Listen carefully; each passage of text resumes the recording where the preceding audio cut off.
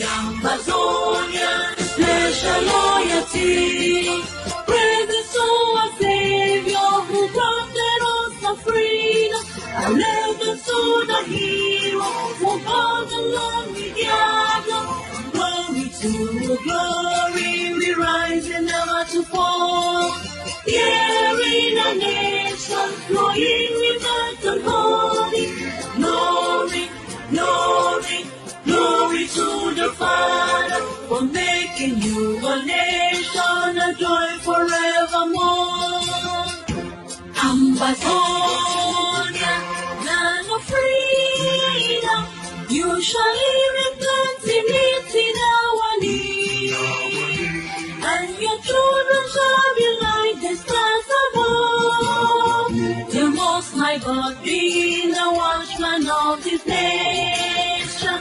Ambazonia, land of freedom, you shall live in plenty, meeting our need, and your children shall be like the stars above. The Most High God be the watchman of this nation. I told you before.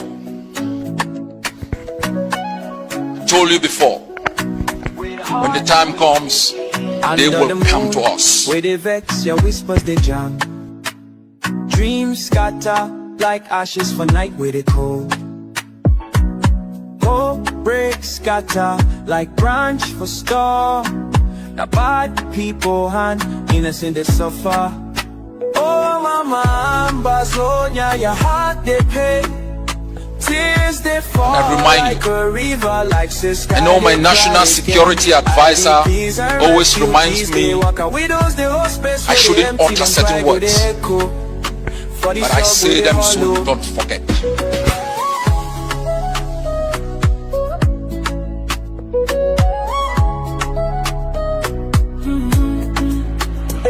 Dr. Cho, Sissiko and others, them train them but them no fit bow. Them voice now like thunder, where they under dark clouds. World where the town face go because I know they are trying to take me down. They suffer. But even if I'm not around, don't forget. Oh, mama, Ambazonia, your heart they pain. Tears they fall like a river, like say sky they cry again. IDPs and refugees they walk out widows, they hold space where they empty, them cry go they echo. For this talk where they all know. Inside these shadows, you don't owe them child small support. fire they grow. Freedom they grow. Don't forget the crimes they committed against us. We, this generation, will defeat Cameroon in battle. Ambazonia go stand gidigba, you no go fear night. Oh mama, Ambazonia, your heart they pain. Tears they fall like the river, like say sky they cry again. IDPs and refugees they walk out widows, they hold space where they empty, them cry go they echo. For this hug go they hollow. Mama Ambazonia, scars they touch the of courage where know they shame. They said they could fight. They said they had trained bees. They had United States provided tanks and warplanes. We want them to fight. We invite them to fight. We invite them to fight. Where them they conspiracy we go in. Our brave boys do the work for the ground. Wanna flag there.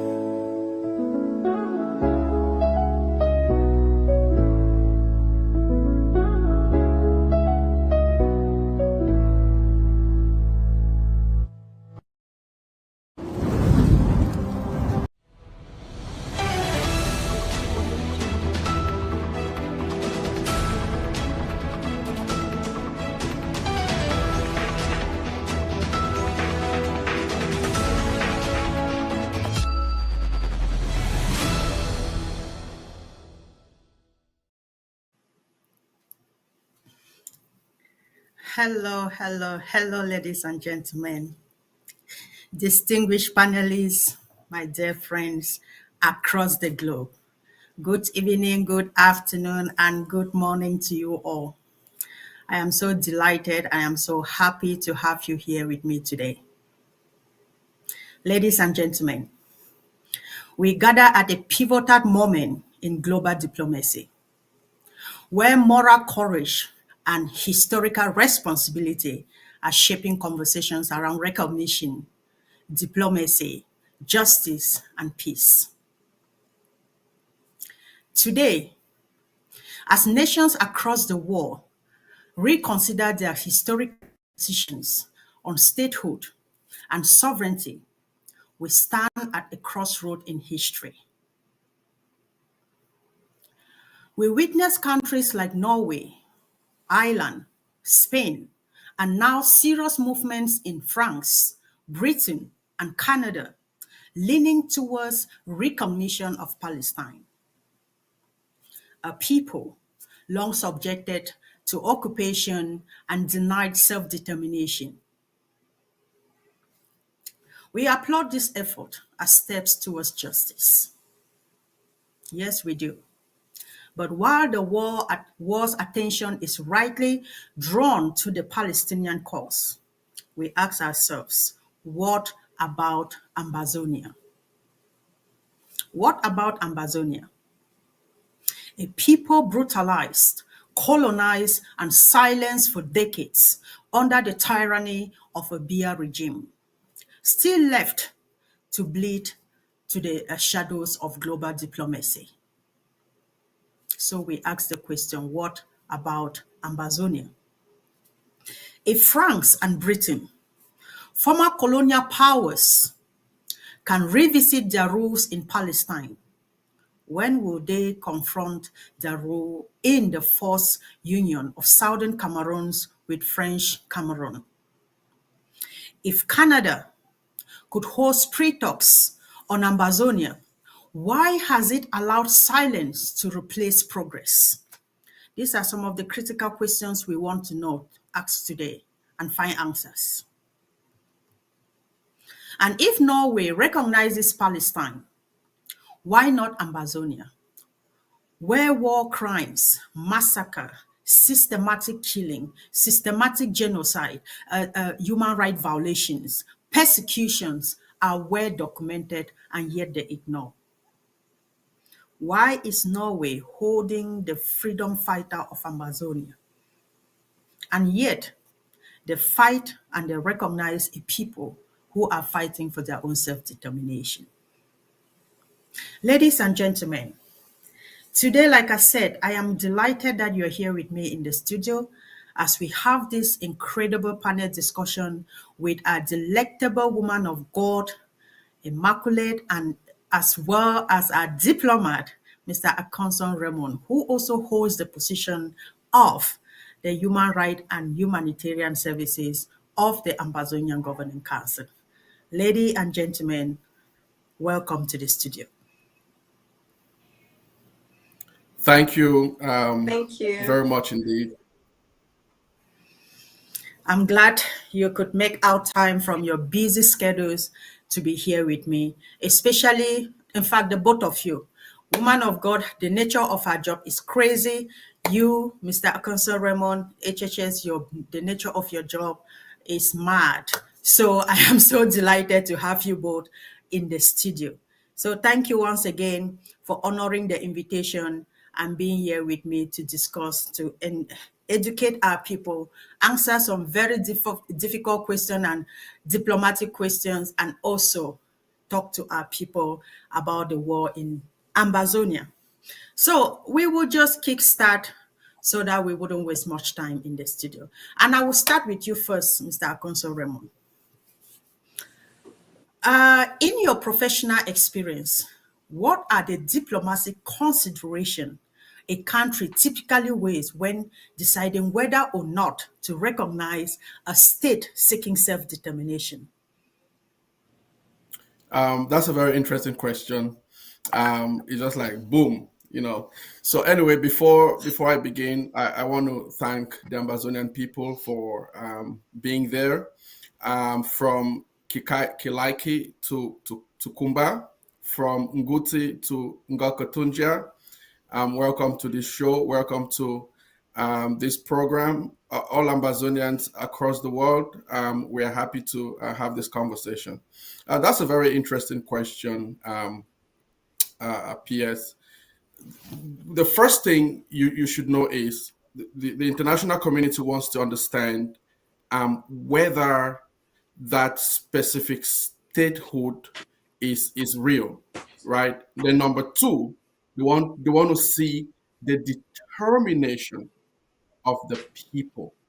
Now, if the people continue to hold fast to what they believe in, if they continue to not give up, just like the Palestinians have over the years, then the world has no other option. It's just like, having an abusive wife or husband, having both of them living under the same roof. If the wife continues to accept that the nature of that marriage, or the husband continues to accept the nature of that marriage as it is, then the world will say good luck to you. But so long as one of the partners stand up consistently, keep hammering and hitting their hands on the table and say that this is not going to work, whether you like it or not, then at that point, the international community will come and say, it has not worked. So bringing that into the Ambazonian experience, all along, Ambazonians decided to play the foolish wife from 1961 right up to 1972, and then 1984 when Biya single-handedly dissolved the union, the so-called union, a union that never even was, and then right up to 1992 when La République du Cameroon told the world that somebody who speaks English can never ever be president of a country, right? So we have been holding that forte for God knows how long. And then 2016, the edifice cracked, the mortar crumbled. And Ambazonians have continued to resist from that time right up to this moment.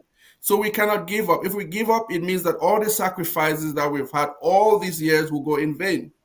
But once the international community sees that these guys are unbreakable, we cannot be broken, then they have absolutely no choice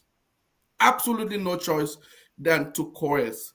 They will give in and begin to start recognizing Ambazonia. What I want to also say is there is a difference. I know that there's a lot of talk out there right now about the recognition of Palestine. I know that you're coming to that, but let's draw the difference between independence and recognition. Independence, Ambazonia is not fighting for independence anymore. Ambazonia is an independent state that in 1961, October, Cameroon just simply rolled out its tanks and military occupation across international borders in flagrant violation of international law, and they have been in colonial occupation of Ambazonia to this day. So Ambazonia, in and of itself, is an independent country currently under colonial occupation. We have well-defined, internationally recognized boundaries from the Mongo right up to Bakassi. Now, it is up to the international community to do what? It is up to them to recognize Ambazonia. So recognition simply means we are affirming your existence and we empower you to peacefully engage with the world, with the rest of the world community. So that is the difference between independence and recognition. So in summary to your question, if Ambazonians continue to hold the fort, we heard our leader, indefatigable leader, made that wonderful speech in one of his outings a few short weeks ago. He said, hold the line. That guy's a genius. hold the line. He knows exactly what he's talking about. If Ambazonians continue to keep holding the line, then the international community will bow. So I guess I answered your question.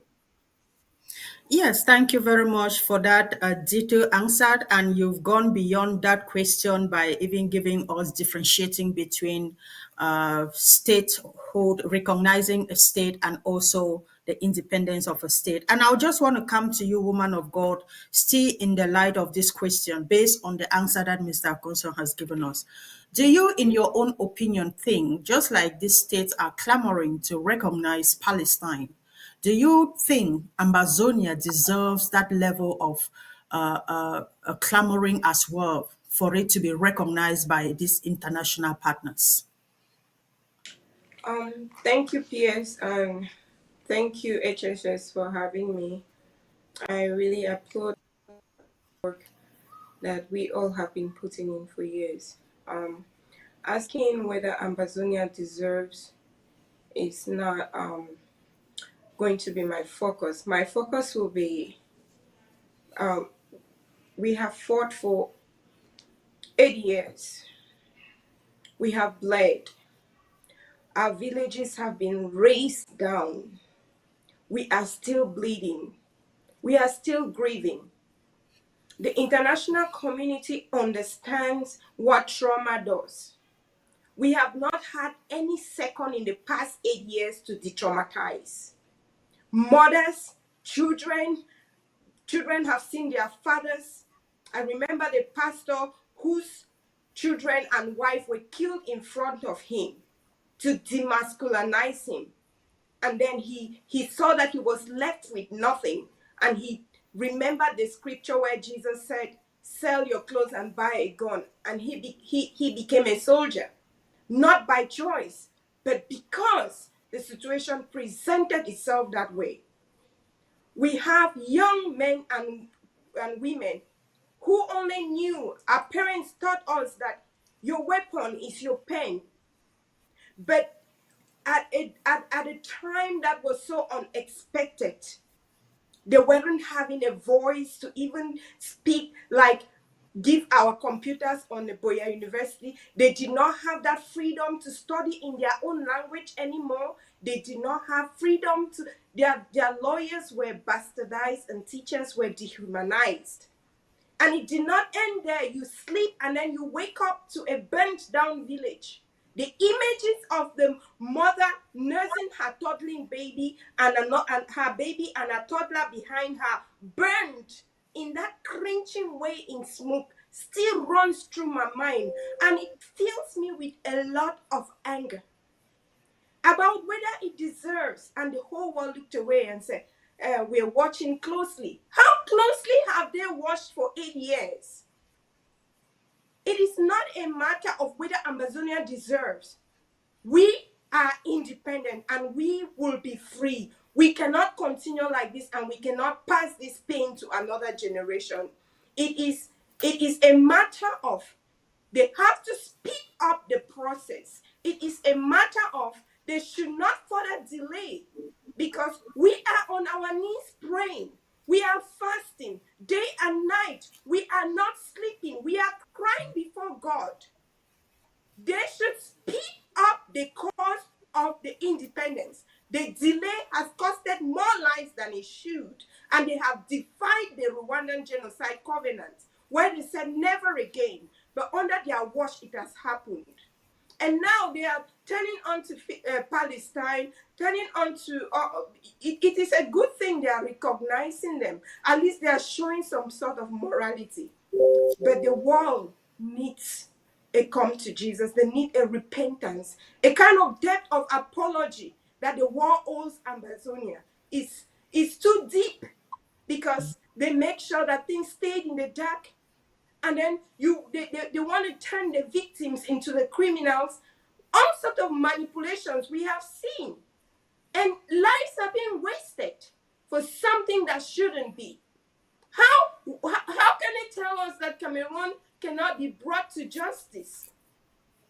South Africa can walk away and sue Israel, but in their backyard, Cameroon is killing us, and it is a slaying, genocide, scorched earth policy implemented in a French rule and a French style. I am happy that Macron was making that statement. I am thinking that they are in the process of repentance. And I pray that they repent quickly, because God is not impatient. If you look at our territory, it's not been just those young men and women that have been fighting. There is a divine hand on Ambazonia. And the earlier everybody recognizes that, the better. We are God's chosen people. We will not be left desolate. Thank you very much. Thank you very much. Indeed, we will not be left desolate. We are indeed a chosen people.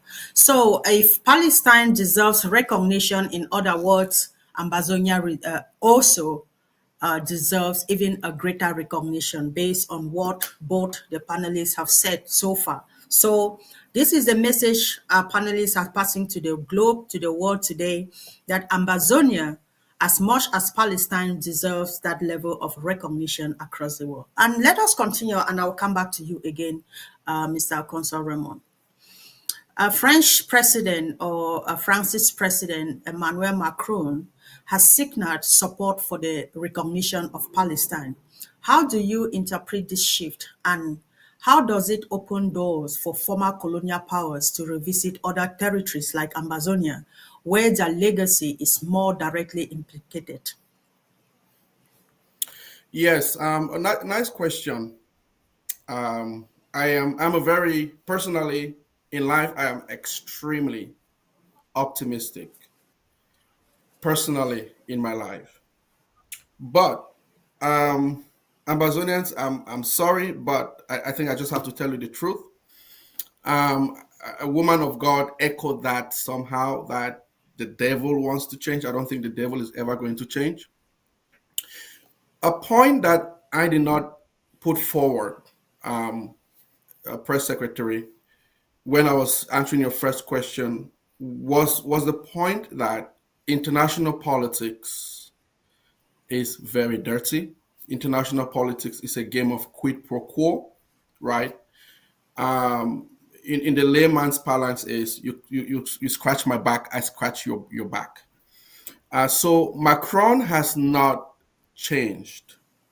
If Macron had changed, he would have let go, liberated 14 African countries that it continues to colonize to this day.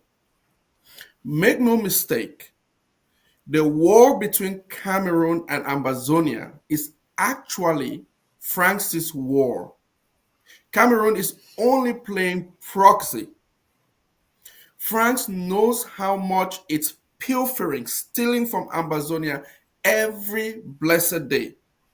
We heard a few short days ago how they're trying to transfer Sonora to Kribi and all that. Why? Why are they doing that? They know that their presence in Ambazonia is going to end someday. So they don't want to keep investing where they're going to lose somehow, although they have pilfered a lot over the years. So they feel that we shouldn't keep, hoping here and putting more resources there. Let's start thinking of a plan B, which is Kribi. So, but anyways, Macron is not repenting. He's going to continue to want to fight to hold Ambazonia hostage. And I think a woman of God talked about, or you executive press secretary, you talked about having the pen, the barrel of the pen having more weight than the barrel of the gun. I don't think so. Wonderful. In international politics, in diplomacy especially, it's instead the barrel of the gun has more weight than the barrel of the pen. Unfortunately, no one likes violence. No one likes to see blood. But that's the way this corrupt world system has put things. If, for instance, if you look at our Central African Republic, for instance, right?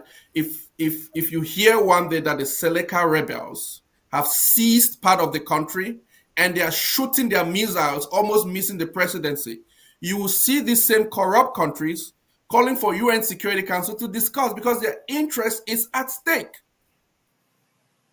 Ambazonia has not contended enough.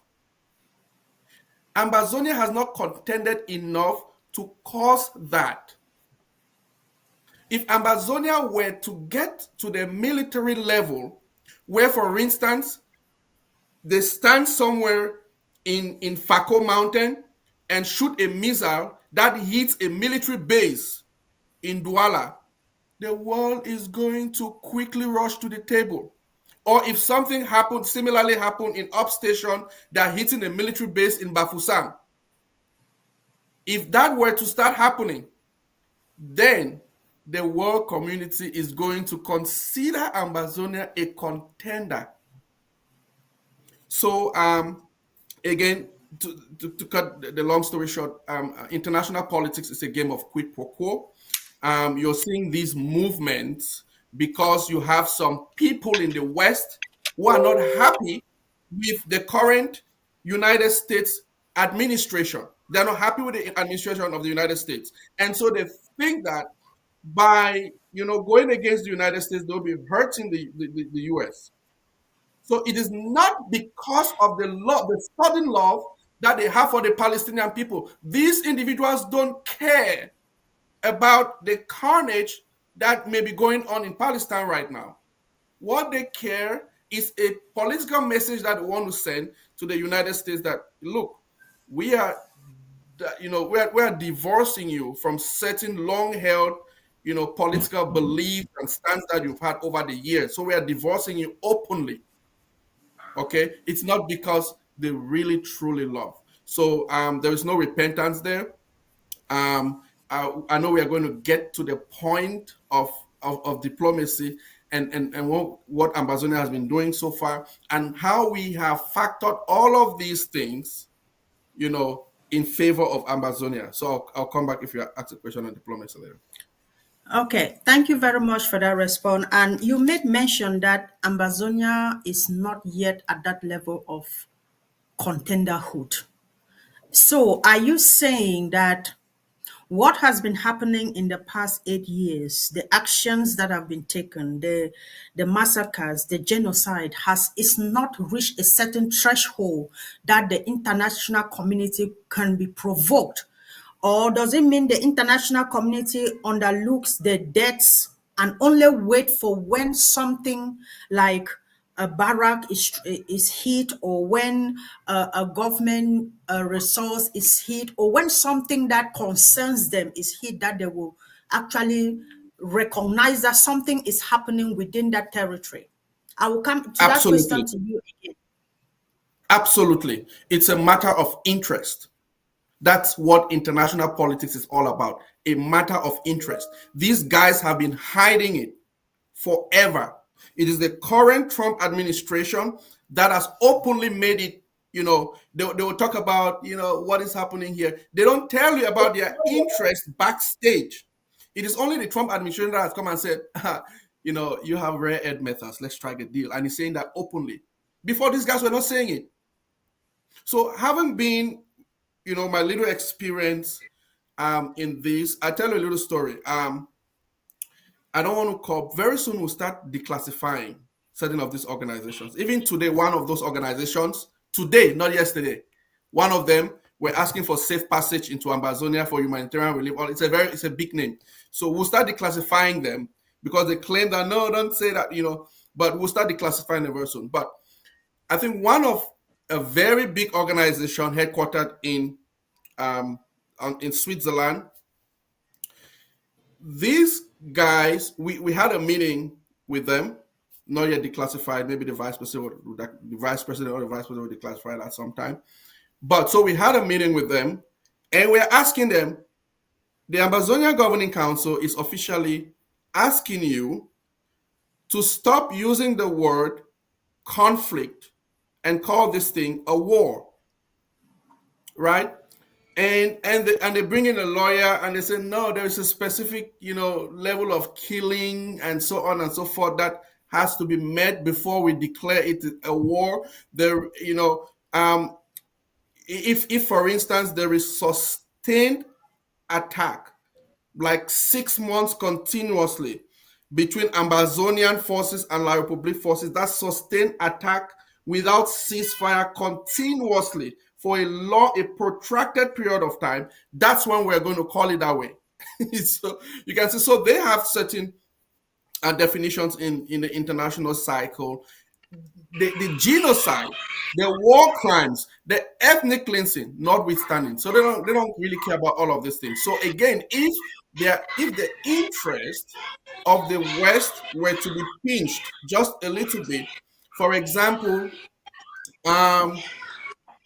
obstructing the flow of oil from Funara to someplace, all of that. If that were to happen, that kind of obstruction made, that's when they start picking up the interest. Now, you talked about all the resistance throughout these years. Yes, all of those resistance matter, but Ambazonia, I'm not denying the fact that negotiations or diplomacy cannot, turn the tides around. I'm not saying that. But what I'm saying is it would have turned the tide faster if the interest of these Western countries would have been touched. And that kind of interest comes when they see the firepower of your military. If they see that you're capable of shooting a missile to hit the presidency of Yaoundé, or any colonial military barrack outside of Ambazonia, if you have that capability, then they start nodding their heads that these guys they are holding the line. These guys can do more than this. So they start coming to you to discuss what they call negotiations and peaceful stuff and all that. They're not coming because they like you. They're coming because you have held the fort, you've held the line, you have shown them that you are not going to back down. Okay, thank you very much, Mr. Akonson, for that very explicit and expatiated explanation there. A woman of God, let me ask you on this same question. Do you agree with this aspect of contenderhood that Mr. Akonson Ramon brought up, with being the reason why we feel there's been a little recognition of what is happening in Ambazonia, or in your own experience or thought, you think differently completely about what he's saying? Okay, studio, can you check her microphone, please? Can you hear me? Live and direct. Yes. Thank you. Okay. Thank you, PS, for this question. So the HHS has said a lot of things that have some ambivalence, and we are not living in the medieval times where English is not clear. I think those diplomats, they are very lucky, who they meet. But I hope someday they can meet me face to face, because it is English that we speak. They cannot have their own definition of what war is. For 8 years, villages razed down and burned. The Amnesty International gives report. Other people, learned, educated people from evidence base, have proven that it's a genocide going on in Ambazonia. And a people that had just stones and a sling have morphed onto using weapons, using IEDs, all those tanks that are being blown off. The Cameroon soldiers that are dying on our soil, blown off on those, they are peoples, they are an army that is dying. And the point is, when they are killing all of these people, they are saying that why is Cameroon's military depleted? Why has life ceased in Ambazonia? Why have life ceased in the villages? Because there is war. And they choose the most vulnerable time when you could not count people with machete or guns. Even the small guns that people had, at Tanganji, they collected them. And at the most vulnerable times, they came at an armless people. It's like you take a missile to shoot a fly. That is how this war began. It was like a missile again, a missile instead of a fly swatter to shoot a fly. And the whole world sat away, looking away, not because it was not a war, but because they did not believe that a people like us could be able to defeat Cameroon in the battlefield. We transcended Contenderhood. Cameroon has been defeated. The only thing that Cameroon has is the international community giving them buffer systems to use manipulation and tactics, create militias to harass our people, mimic our forces, and then give the impression that it's our forces that are tormenting our people. We know those tricks. They think they can manipulate their way around the rubbish that they have created in our land, and all of this is stemming from what is France. French troops fought in our land. If it was not a war, what were white troops, French troops doing in our land? If it were not a war, was not a war, and we did not attend Contenderhood, why did Chad have to come to back up Cameroon? If it was not a war, why did Britain keep giving money? Why was Germany giving money? Why were they supporting Cameroon to fight us? And then after all of these things have happened, and we have not been defeated, and we've defeated them outrightly in the battlefield, they've gone on manipulation. And another thing is, why is it that when it comes to Africa, it is, how much interest have they not gotten from Africa? What else do they want? The nipple of Mother Africa is sore. It wants its own children to lash on it. They have no choice but to get out. So it is not about human, they go to the UN and they write human rights this. And the human rights laws that they write apply only to the white skin. That is what it is. So if anybody sits and say, oh, it's not a war, it's not a conflict, just shut them up. Don't even talk with them. No, you're talking with your enemy. Don't give them access to the territory. No, you're sending your enemies to the territory. Because what definition? Is it not English? Now French, they need to understand French. They need to understand French, more translate. It's not a translation. All diplomats know English. And so if they don't know their job, they should go back. If they cannot define a simple war, if they would take a protracted war, genocidal war, and say that, oh, it did not meet criteria for this, it met criteria for that, they need to go back to school. Then they had that job by a wrong means. They didn't have it because they qualified. Right. Yes. Yeah, Piers, Okay. I know you're eager to move to your next topic. Yeah, let her wrap up. Let her wrap up. Just hold your thoughts. Just keep them in place. Don't lose them. Let me tell you guys something. We as a people, when we go, I'm letting you know that whenever you're going anywhere to engage with these people, do not forget your pain and do not smile with them, because they don't understand. Let me tell you the truth. If there is anything that is driving the passion to fight, it is the pain that we keep having that we want to let go. And so what I want us to understand here is, these people are manipulative. They are not doing diplomacy. That's not diplomacy. I know that they can be saying, oh, diplomacy is that, like they used to tell us, oh, diplomacy is slow. Let it be slow. One thing I know is, humans can do as they like, but God does not play dirty. With my knees on the ground, those very same diplomats who are saying, oh, it's not war, it's not that, it will come back to them in 100-fold. When it meets them in their own homes, they will get up and say it's not a war. becoming of humanity. Human resource is more rich than any earthly resource you can think of. And the West will soon find out. Because while they are doing politics towards interest and forgetting their own humanity, they will turn and realize that they don't have a workforce.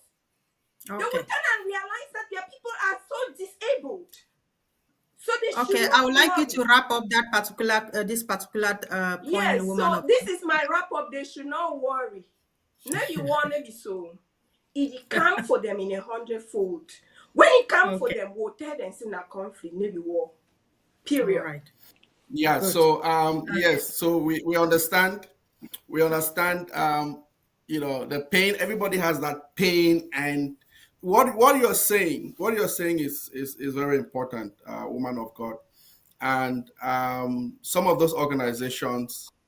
All what you're saying, we spew all of that out. So don't think that we go there to smile in those meetings. The vice president has even stopped meetings with one of those organizations, so you should understand. But anyways, the diplomatic team is strong enough, knowledgeable about world events enough, and we know how to circumvent those things to favor Ambazonia. So I just wanted to make that point. Okay, thank you very much. Ladies and gentlemen, as you can see, the studio is heated, the conversation is real, and the conversation, of course, is very educative. So let's just have it very interactive. You're in the comment section. Share your thoughts on what has been discussed. Agree or disagree with Woman of God, or agree or disagree with our diplomat, Mr. Consul Raymond. And that is what makes it a panel discussion. In it all, we are talking about Ambazonia. So let us move forward, and I will kindly invite the studio to bring up the video. Like I said in my monologue, a lot of countries are now leaning towards recognizing Palestine. A year ago or so, it was all about Ukraine. Today, we are now on another ship altogether, leaning towards Palestine. So, among these countries that I mentioned, Canada is also one of them, leaning towards recognition of Palestine. And I would like the studio to pull up the video where the MP clearly stated that they will be recognizing Palestine in the next 2 months. So, studio, please. Moment demands political courage and resolve. Canada taking the opportunity to announce $30 million for aid to be deployed once Israel opens the way, and another $10 million to help prepare the Palestinian Authority, which runs the occupied West Bank, to work towards statehood. A workable Palestinian state needs legitimate, democratic governance that serves all Palestinian people. Okay. I saw somewhere there that a two-state solution, and they are very clear, not just about recognizing Palestine, but they are also talking about financial support to the Palestinian government. And I will start with you now, woman of God. I'm sure you've got your breath and you're now ready again to talk, because you were in the spirit at the moment when you were talking. So let me ask, based on that video and based on what we know, right? Canada initiated the pre-talks between Ambazonia and Cameroon, yet progress has stalled. What diplomatic mechanism could Canada utilize to revive this process, to reset its commitment to international community or to international mediation? Based on this, they are recognizing Palestine. Ambazonia is also a state that needs this recognition. So based on this, please, what do you think Canada needs to do to revive this progress instead of just allowing it to stall?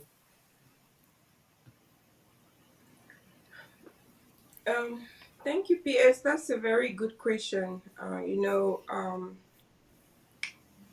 I thought that,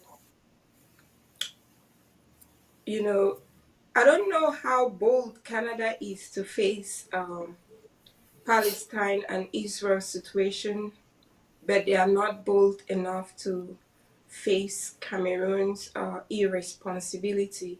Because I call that irresponsibility. Why? Because the war is not benefiting Cameroon. Like America is a rich country. Anything they will do to avoid not to go to war, they will. Because war is very expensive. You know, so Cameroon is not even fighting the war on her own budget. It's fighting the war on the budgets of all their enablers, all their allies. Because the Cameroon's economy has gone down. And so I don't know whether it's a spell that Cameroon casts on Canada, that they are not able to wake up, or they just became that weak that they will draw UN, Britain, and all the like, pay for people to leave their jobs and come to sit in a pre-talk, and agreements were done, documents were signed, and they don't have the will to enact that agreement. And another thing I would think is that it might depend on the previous government being in bed with France or playing along with systems and not looking at humanity. So I'm thinking that Canada is moving forward towards Palestine because they have a new government. Just like America is paying attention to the plight of Ambazonia because of Donald Trump's administration. I don't think that is by default, or I don't think that Canada as a country was so weak to hold Cameroon unaccountable. It's that the politicians during the era of Trudeau were not willing to do it. But you now have a different government in place that cares to do it, and also realizes that insecurity anywhere is insecurity everywhere, and realizes that violation of human rights anywhere is violation of human rights everywhere. And so I will not be surprised if they revisit those pre-talks and discussions that were made, signatures signed, just for Cameroon to go back and say, oh no, it's not this. And then you have people who are saying, give us some time to win this war by manipulation and lies and propaganda, and try to make sure that this person, if they arrest this person, the war will stop. Ever since they started arresting from the days of Sisiku to the days of Mancho BBC and all the like, the war have not stopped. So when you have brains that are no longer working, that only think of interest, that is what they give to the world. They don't give leadership, they give weakness.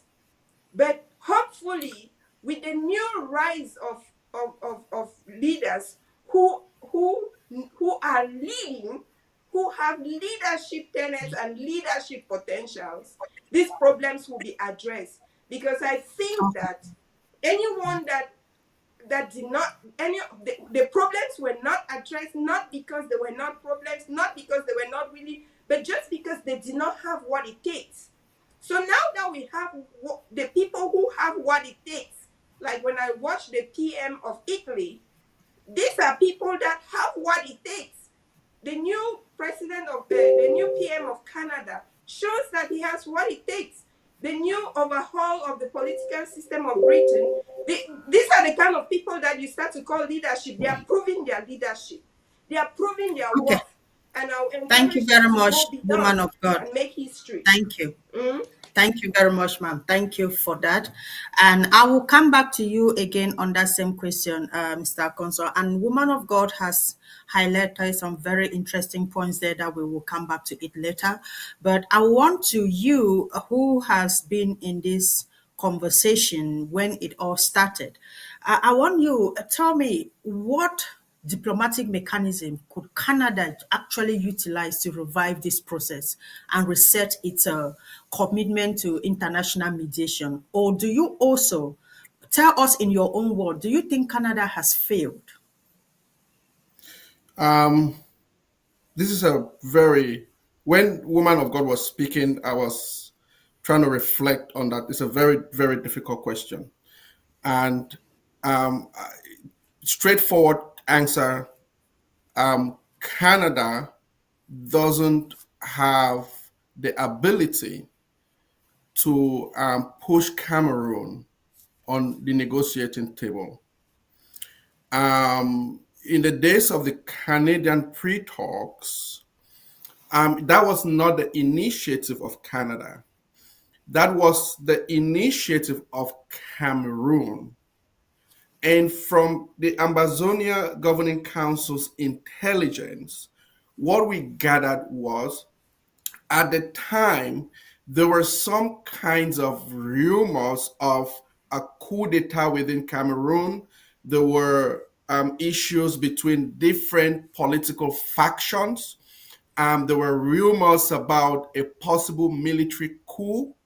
So Cameroon was wise enough to say, let's try to douse down what is happening in Ambazonia, so that in case there were some political upheavals within Cameroon, what we would do is, even if we were to pull out our military from occupying Ambazonia and brought back to Cameroon to secure the peace, we could still go back and colonize Ambazonia. So that was their thinking. So they thought that engaging the Ambazonians would lead to some kind of a ceasefire where people would drop down their weaponry and stuff like that. So that was the mind that Cameroon had. And so they approached Canada and told Canada, can we talk to the Ambazonia Governing Council? So I remember Canada, contacting the leader of Ambazonia, Dr. Ayaba, and Dr. Ayaba told them that you are going to be the second girlfriend of Cameroon after Switzerland.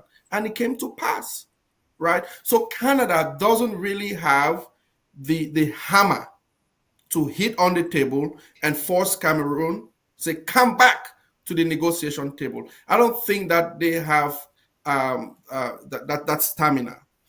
But the person that has even this recognition thing that we are seeing, like I've said it, right?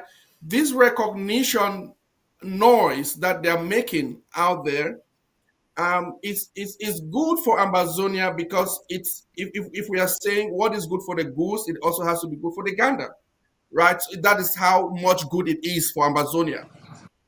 And that is why you saw many American academics who support Ambazonia, like Dr. Michael Rubin, right? He's already put out 2 different articles in favor of Ambazonia, saying that if you can support Palestine, why not Ambazonia? Is it because of the color of their skin or you are being anti-Semite? So those are the kind of tough questions that he is asking, right? And I believe that is how far we can benefit from these so-called recognitions. These recognitions, like I said, may have been, not even may have been, more than 50% has been as a result of the fact that they want to hurt the United States, because America has a new leadership that is not, spoon feeding Canada in terms of trade, in terms of international trade. France and many other countries, they are saying that you need to pay equal amount of share that America is paying into NATO. That is divorcing from past traditions, and these countries are seeing that is hurting them economically, and so they want to slap President Donald Trump on his face, by doing these recognitions, which are just on paper. Even if all the member states of the United Nations minus Israel and the United States were to vote for Palestinians recognition, how can that be actually implemented on the field? Again, it brings you back to the point I made, that authority does not come from the barrel of the pen, it comes from the barrel of the gun. Israel has the back of the almighty United States.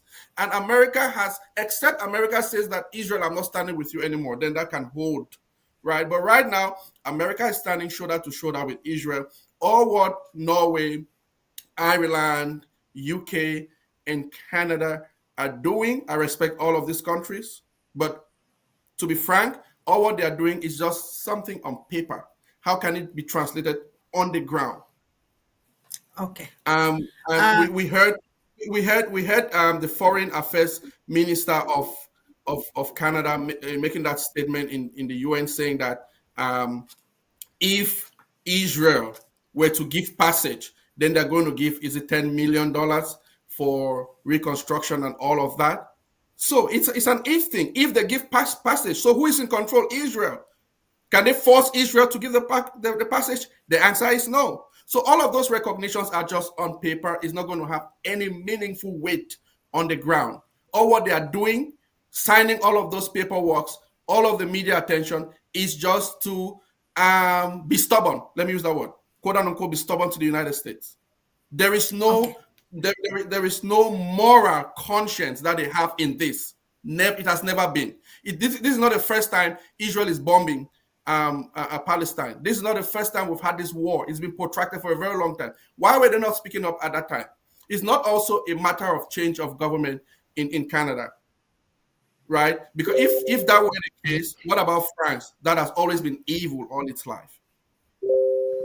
Okay, I have a follow-up question on this, and if the studio doesn't mind, I would like them to pull up the image of Julie there, the former foreign minister for Canada, with the statement that talked about Cameroon approving and Canada contacting Canada and a UN representative joining them, so I can bring up my question to Mr. Yes, perfect. Thank you very much, studio. Mr. Raymond, in your response, you made mention of the fact that Canada doesn't have the stamina to pull Cameroon or to coerce Cameroon to come to the table. We know that many countries have served as mediators to be able to bring conflicted states together on a negotiation table, and they've done so successfully from start to finish. And these have been neutral countries that have stepped in to make sure, from pre-talks to negotiation to settlement. So now, if Canada says, Canada came in as that third party, as that mediating party, and we see here, she is saying clearly, I'm not sure why on the laptop it's not clear, but she's saying clearly that Cameroon approached them and also had a UN representative, the United Nations representative, which means the highest authority in the world. If we have an authority from the United Nations backing Canada in this negotiation process, how then can you tell us that Canada doesn't have that stamina? Does it mean that Cameroon is above the United Nations, or the United Nations representative didn't just have interest in pushing this forward at the level of the UN, or that Canada and the representative of the UN never really had the interest of this pre-talk to be able to push forward with this pre-talk after Cameroon went out and made the very derogatory statement saying that they were never part of Canada conversation? Okay, I'll start from your last statement. Cameroon went and made that public statement, a derogatory statement against the Canada talks that Cameroon, begged Canada to call. So if Canada had a hammer, as America has, why did Canada just shrug off and then they're still supporting Cameroon to this day? They should have punished Cameroon, but because they don't have the will and they don't have the hammer to punish Cameroon, they decided to put their tail between their legs and run like a gong dog and then run under the bed. That's what they have done. So, and then you also asked about what about other precedents in the past that other countries have led negotiations and so on. Good, very good question. That is because that has gone successfully because the victim country knows what they are doing. And that is why the Ambazonian governing, it was not Canada that brought the UN. It was not Canada. It was the Ambazonian Governing Council that insisted. We had guidelines, and we said we need to have at least an observer from the United Nations, so that we don't want to complete this thing, and then people are signing, and then tomorrow Cameroon says, no, we're not part of it. So want witnesses and stuff like that, right? So the AGOFC forced Canada to bring in a UN representative, right? And at the end of it all, we all saw what happened. Okay, Cameroon refused because Cameroon saw the force of the Ambazonian side, the unity on the Ambazonian side, the intelligence, wisdom of the Ambazonian side. What did they do? They put their tails in between their legs and ran away. And then they went and gave a contrary, press statement that nothing took place in Canada. Just imagine that this happened when Trump was president of the United States. Just imagine that it happened when Trump was president of the United States. Because America has the power. America just needs to call the World Bank. Look at Cameroon's economy is currently in shambles. America just needed to tell the World Bank no more loans to Cameroon. Don't know how many to pay the workers. No more this. They don't have money to do this. Give them solid economic sanctions, and Cameroon is going to come begging to talk. But Canada doesn't really have that hammer, that sledgehammer to hit on Paul Biya's head. They don't have that, but America does. Okay, I have a lot of questions. I still have a lot of questions especially on this Canada issue, not having that hammer, and the United Nations representative. It doesn't matter who brought them in, as long as they were representatives of the United Nations, they came under the mandate of the United Nations and represent the authority of the United Nations. And in that said, it doesn't matter who brought them in. What matters is that they were on the table, and whatever was done there was recognized by that body, and is the highest body in the world. So, but because I don't want us to dwell so much on this particular topic, which is something we can actually create a separate conversation on it, I will let this one slide for now, and we will still have conversation on these pre-talks, because Ambazonians are truly interested in having this conversation. They have so many questions lingering. Why did it stop? Whose fault is it? Is it that they didn't think that we deserve this conversation? So there are a lot of pending and lingering questions in the minds of Ambazonia, and we will ask those questions in a separate conversation. Okay. That said, I would like to go back. Okay. I would like to invite the studio to bring us the video on Britain and its own push towards the recognition of Palestine. And from there, we will move forward. Thank you, studio.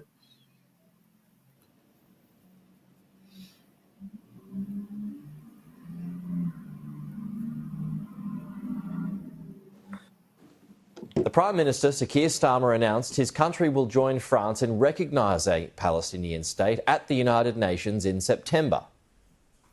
I can confirm the UK will recognise the State of Palestine by the United Nations General Assembly in September, unless the Israeli government takes substantive steps to end the appalling situation in Gaza, agree to a ceasefire, and commit to a long-term sustainable peace, reviving the prospect of a two-state solution.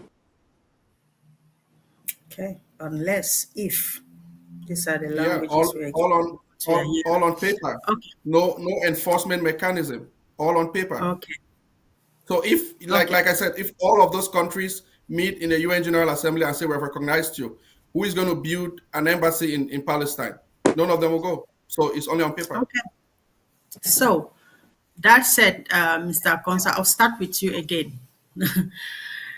Given this British colonial rule or colonial creation of Southern Cameroons and its trusteeship failure under the United Nations, should the UK be taking more action or active role, perhaps even leading conversations around Ambazonian self-determination as part of his historical responsibility or historical reparative justice, or they should be leaning towards Palestine?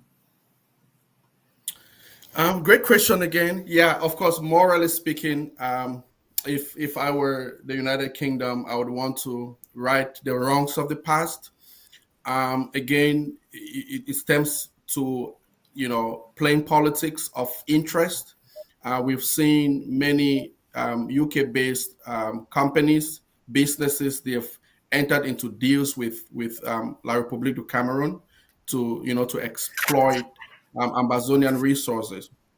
In international politics, they take into consideration the current person that they may have some kind of confidence in.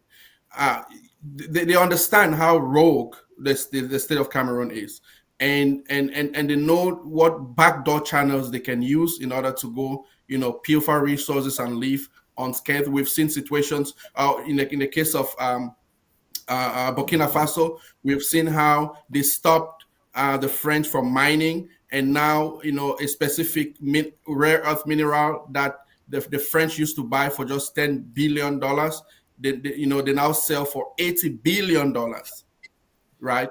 So that's a kind of unfair trade that these Western countries, especially the UK, is dealing with Cameroon. They know how block-headedness, how knuckle-headed leaders in Yaoundé are, and they may fear that Ambazonians are more solid people when it comes to patriotism and thinking, and they fear that they may lose some of that they cut, because Ambazonia would always want to go for on a quid pro quo basis, and not a 92%, not a 98 versus 2% gain as La République du Cameroon is currently facing. Ambazonia will go for a 50-50, or a 90 for Ambazonia and a 10% for whoever. So they see all of these things. Yeah, morally Right. they are bankrupt. Okay, morally Britain is bankrupt, but in other words, you're saying that you expected them to have that moral responsibility to be able to link towards supporting Ambazonian self-determination than making a historical name for recognizing Palestine. A woman of Absolutely, God. and these guys, they know what they're doing. They have their French cousins. They don't want to step. Another reason is they don't want to step on the toes of their French cousins, and they know exactly what France is doing in Africa. Right. To the best of my understanding and your understanding and that of woman of God, it is said that Cameroon was given to France as a cadeau from the Rende Anglais, right? Yeah. Right, absolutely. Ambazonia was given to Cameroon as a gift from the Queen of Britain. Let her come back to life and keep giving. Let's see how it works. Okay. Woman of God, based on this question, I don't know if you remember what I asked him, but I'm saying that given Britain's colonial creation of the Southern Cameroons and its trusteeship fellowship failure under United Nations, should it be taking more active role towards Ambazonians or having leading conversation around Ambazonian self-determination, or should it be trying to make history by being part of those that are clamoring for the recognition of Palestine?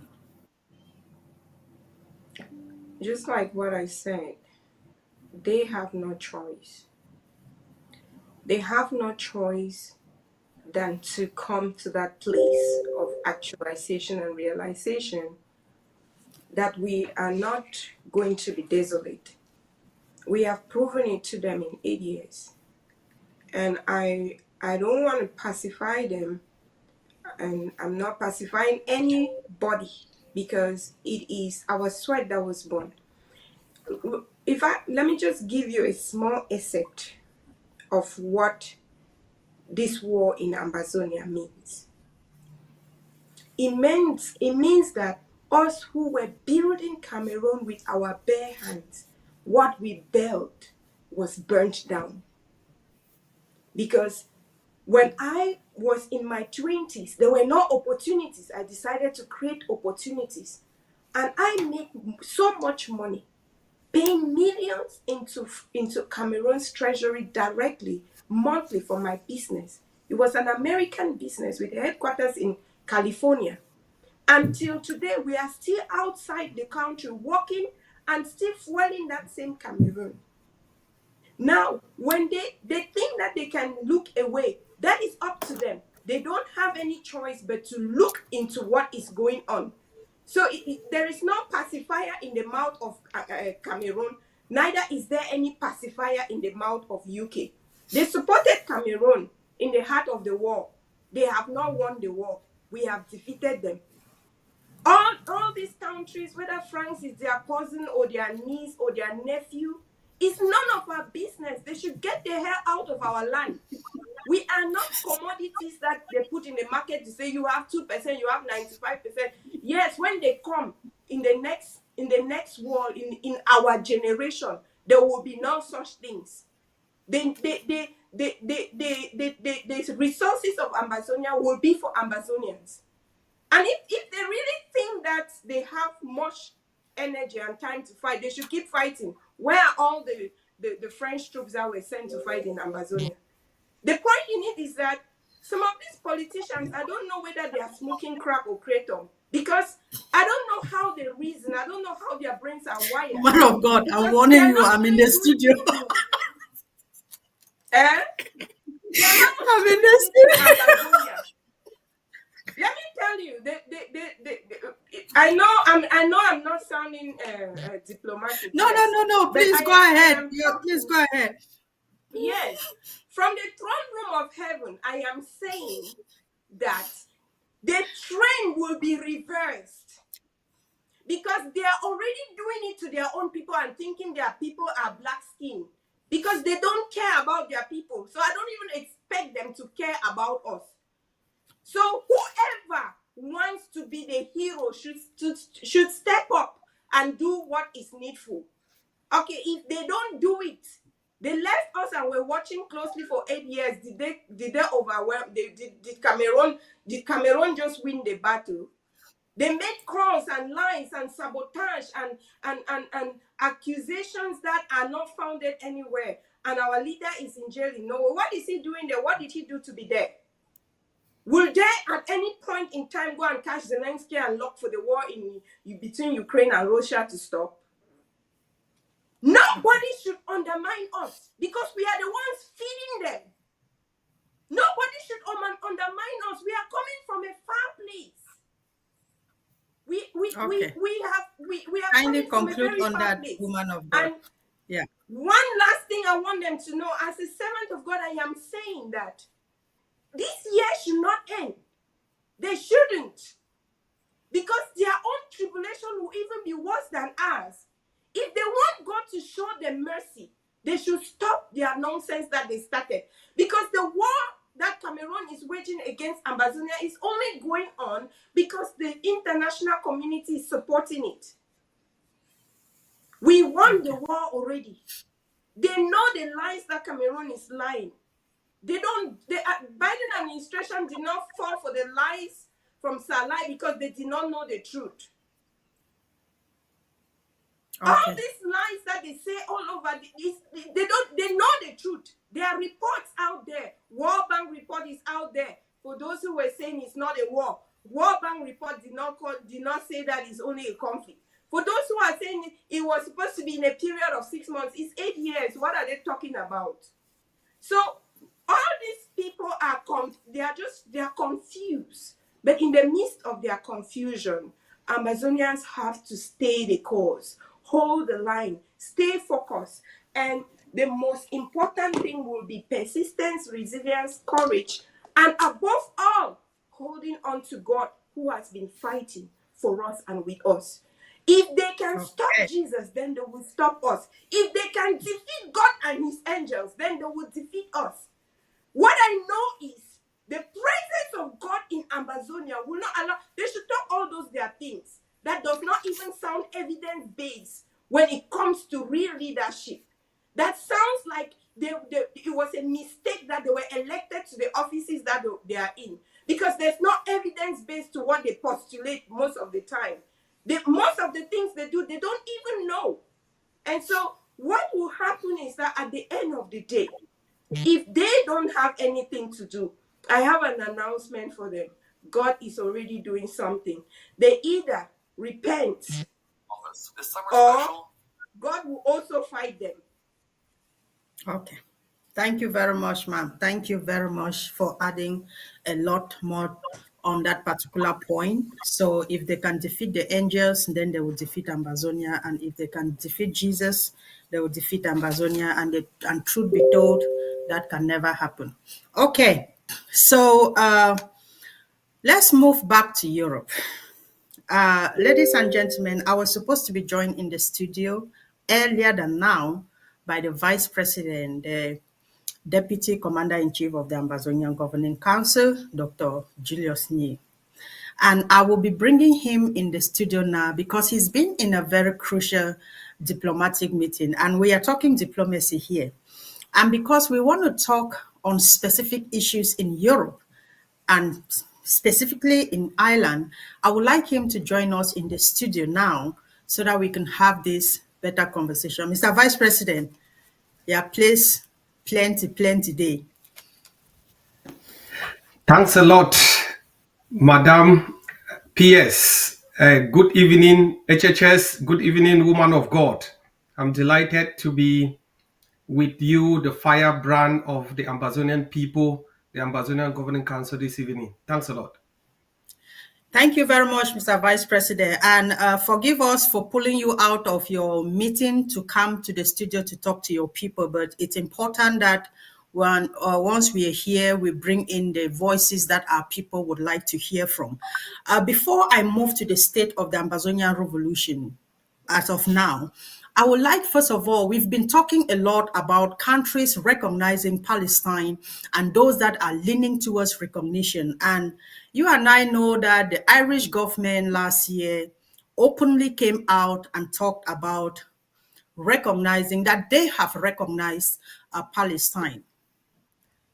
Mr. Vice President, you sit at the very heart of the door, and I want you to tell us what steps have you been taking to see that Ireland, that also fought so much when it came to the Biafran war in terms of support, humanitarian and other stuff, can also lean towards Ambazonia as it's been leaning towards Palestine and even Ukraine.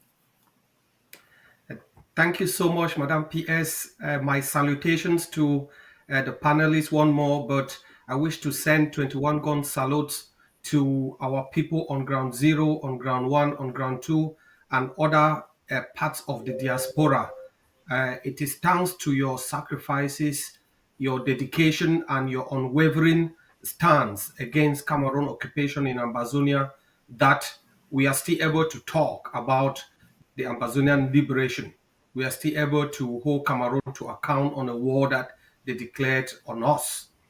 And coming to your question, Madam PS, I think it's pertinent.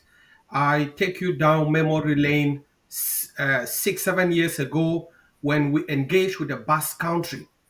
The Basque being a small autonomous region within Spain, and many people, including Ambazonians and external stakeholders, thought that why would we start our diplomacy with a small country?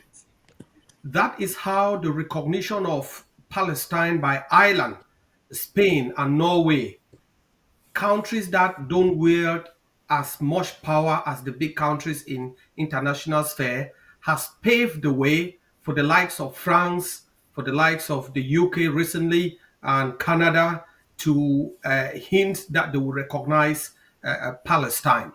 So therefore, our endeavors to start with the Basque are the catalyst for what we are observing with regards to the discussions about Ambazonia in the international scene nowadays. So diplomacy always starts from the low-hanging fruits and then it moves up the ranks. Ireland is credited for standing up against the United Kingdom's oppression and starting many liberation wars in their 800 years of colonization by the UK and failing. So, in a nutshell, the Irish fought the British for 800 years before they succeeded. Many times they failed. So, they understand the trauma of a considered subhuman person by a colonizer. They understand the difficulties that a subjugated people are on when it comes to the crisis of Ambazonia. And I can assure you that the Irish are working hard, just like any other country, are working in the international scene to make sure that justice is served to the Ambazonian people and that Cameroon is kicked out. But lest I forget, the international scene is made up of different levels of players. Sometimes a player might not be very instrumental, but it can provide opportunities or it can provide the first step in the recognition or in the liberation of a territory, just as we saw with the case in Palestine over a year ago. I hear. Okay, thank you very much, Mr. Vice President, for that very important response. And we hope that, like you said, step by step, we will get there. When we get to that bridge, actually, we are already on that bridge, so we are sure to cross that bridge. So still in Europe, I would like to bring this to you before I come. Let's talk about that meeting later on. But still in Europe, sir, Norway has recognized Palestine as well. And has constantly taken position rooted in human rights promotion and protection. So how can Norway extend this same standard to Ambazonia, where similar or even worse human rights violations are taking place? And also, the same Norway that is recognizing Palestine for standing up as a independent state and protecting human rights is the same Norway that holds the forerunner of the Ambazonian revolution captive.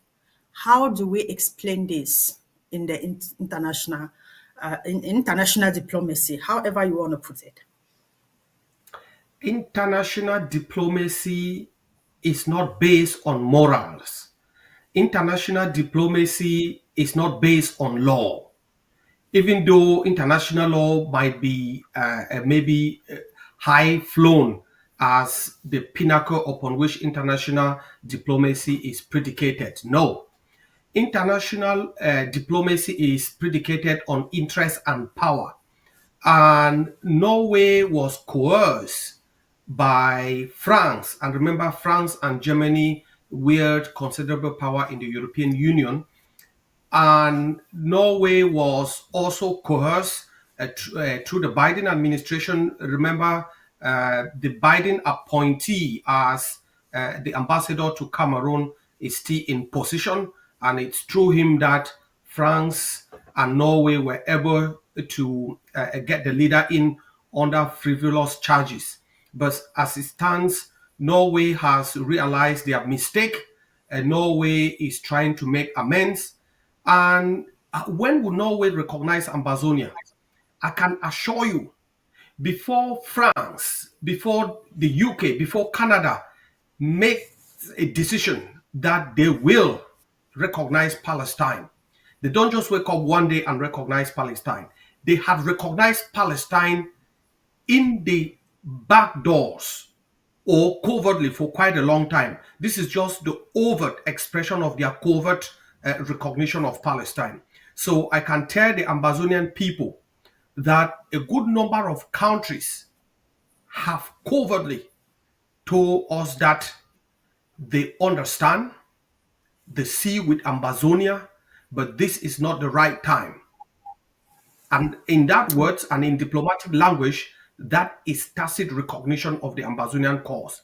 Ambazonia was also recognized by Cameroon and Canada itself and the United Nations during the Canadian talks, even though those agreements are still hidden or they are under non-disclosure agreements. So the recognition of Ambazonia is not necessarily going to come in the open when certain conditions, as the HHS rightly said, when we have not reached a certain threshold of contenderhood, but that is coming near you very soon. Okay. Thank you very much, sir. I wanted to bring in another question on Norway because I really wanted to know if it even has the moral standing to recognize Palestine, considering that it's recognizing a people that are fighting for their own self-determination and at the same time holding another person who is fighting for his own self-determination. But as you rightly said, diplomacy is a game of chess, and there is a lot of backdoor conversations and stuff that we don't want to talk about here. I will leave that for another day, and I will come to ask you this last question on Europe before I pull you to your meeting. Mr. Vice President, like you said, Norway, Spain, Ireland, Britain, France, these are all countries that are leaning or have recognized Palestine. So could this growing European momentum for justice inspire broader recognition for other oppressed people like those of Ambazonia, like us, the Ambazonians? Exactly. In diplomacy, it's a game of interest. And I think the stars are perfectly aligned towards Ambazonia. And all of these countries that you've named, including those that are not yet named, will recognize Ambazonia. Some of them have recognized Ambazonia already, because if you look at the four indices of the war: self-defense, diplomacy, community mobilization, and now the legal pathway, you will realize that the Ambazonian Governing Council and the Ambazonian people have achieved contenderhood status. How we raise that up to a bar that makes up indefeatable is what will make all of these countries to come on board. However, when we say come on board, we mean overtly make their pronouncement.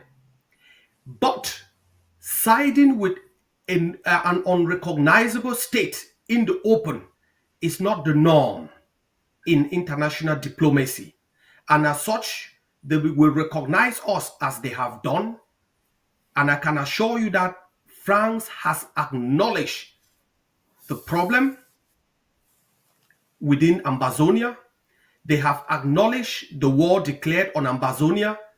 Even though some blockheads like Atanganji say there is no Ambazonian problem, their paymaster and their co-governor, because remember, Cameroon is now governed by the French ambassador in Yaoundé, because Paul Biya has dementia, or Paul Biya is undergoing treatment for Alzheimer's in France. He's no more visible. As such, the ambassador has taken over power and runs the country, because that country was established under the foundation of violence, under the foundation of corruption, under the foundation of moral decadence by France itself. And you find out that the Ambazonian people have stood up to such a frivolous foundation, and we have been able to show our prowess on the battlefield, in diplomacy, in community mobilization.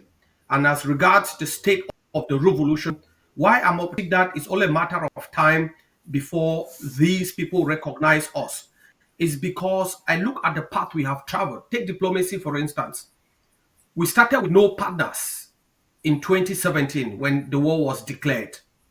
By 2018, we had a few partners that did not wield considerable power in the international scene. And by 2025, Ambazonia is being discussed at the center of Europe, in the European Union, in the United States, in Canada, and as far as Southeast Asia.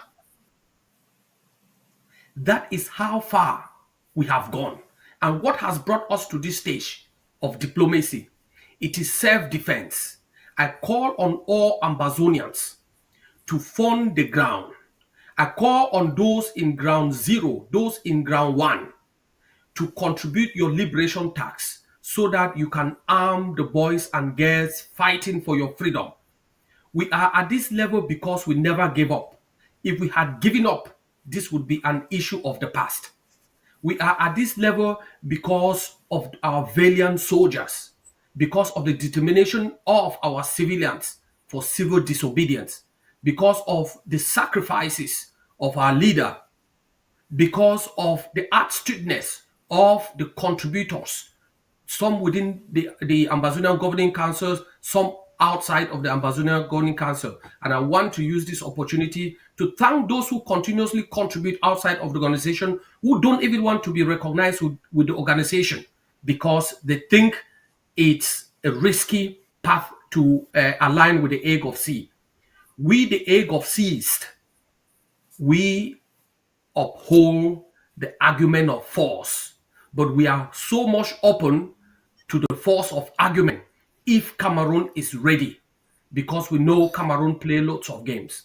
I wish to also thank those that have never relent their effort, despite the attempts by Cameroon to decapitate the leadership on ground zero and in the diaspora in the name of Dr. Cho Lucas Ayaba, who is doing pretty well.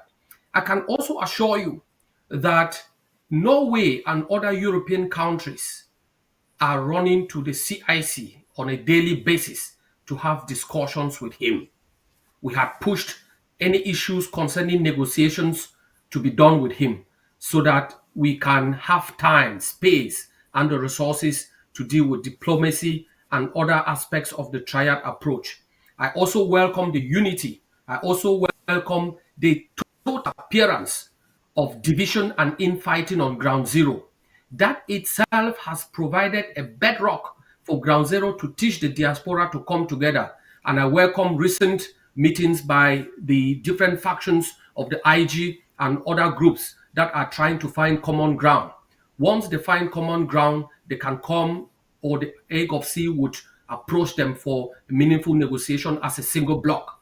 Because we all know division in this war of liberation was initiated by Skakov, which transformed itself into the IG and then splintered left and right. So in terms of community mobilization, I think we are moving in the right path. Why are we moving in the right path?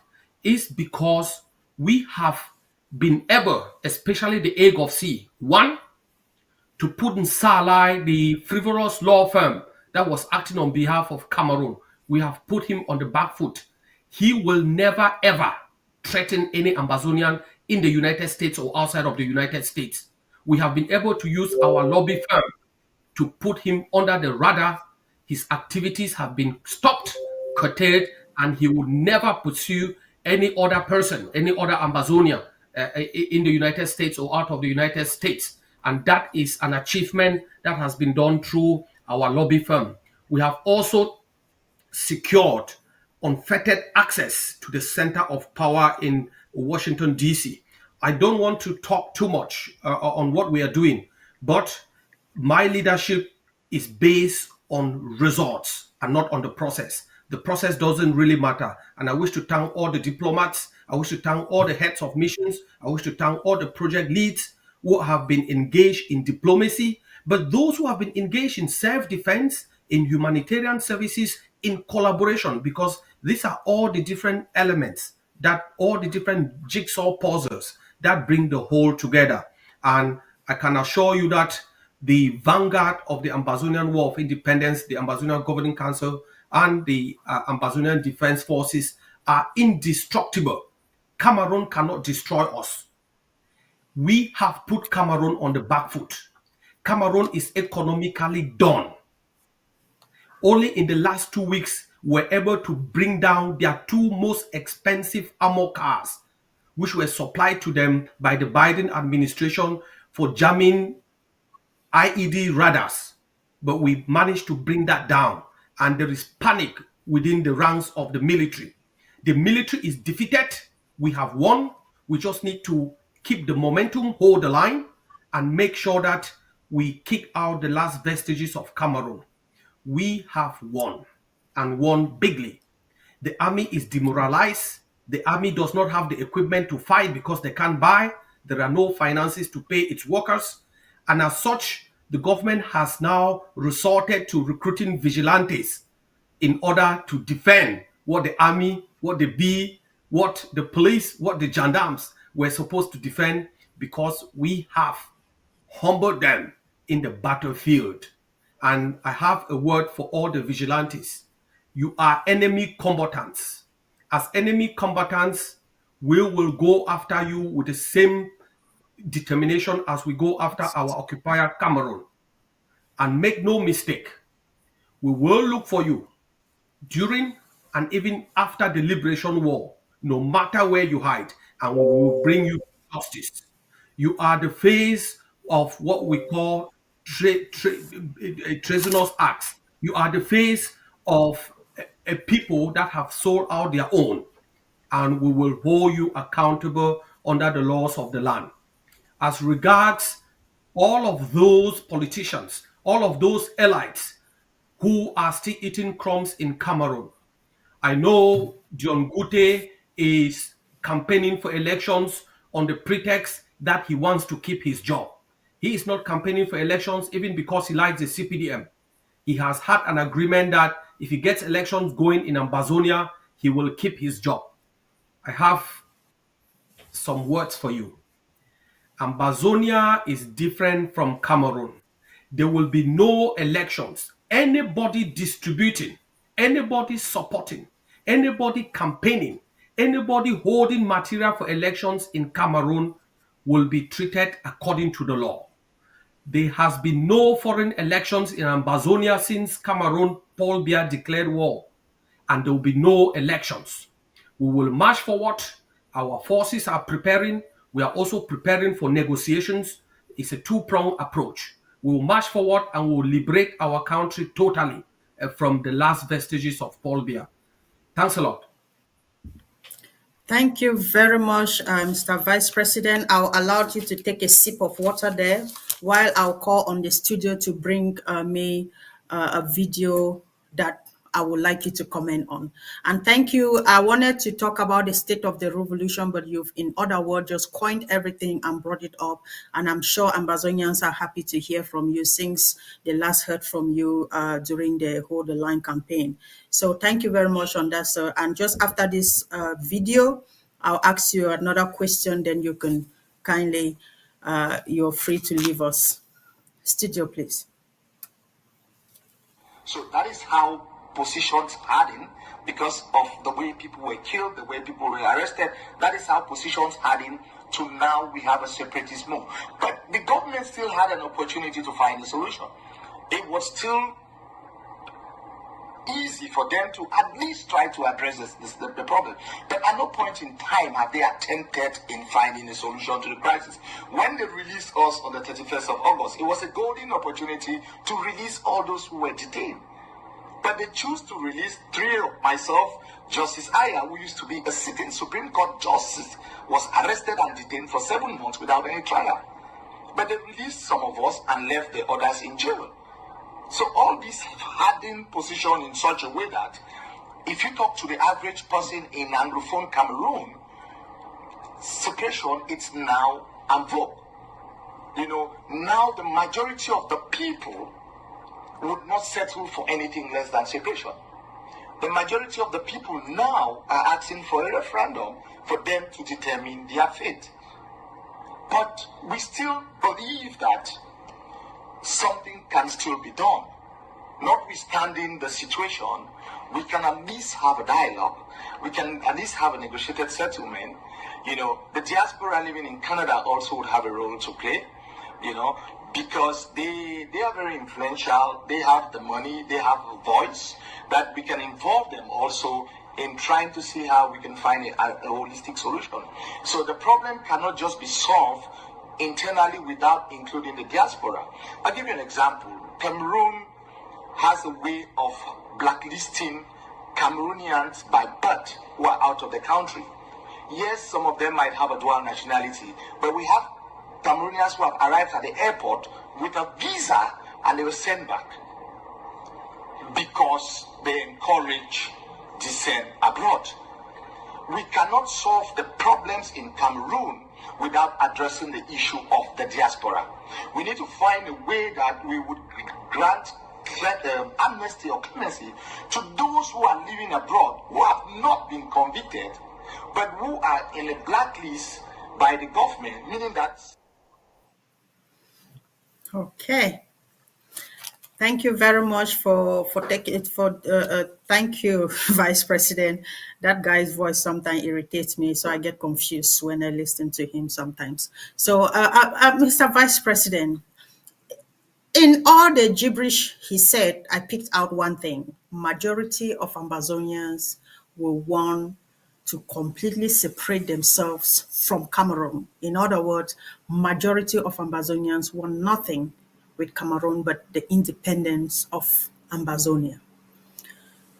Mr. Vice President, at this point of our revolution, do you think this holds true, and is this the absolute position of the Ambazonian people? Thank you, Madam PS. This position by the Ambazonian people had been confirmed in the Oxford research that was published some years back. This unanimous position of the Ambazonian people was confirmed by a research done by late Cardinal Toomey. It's not something new.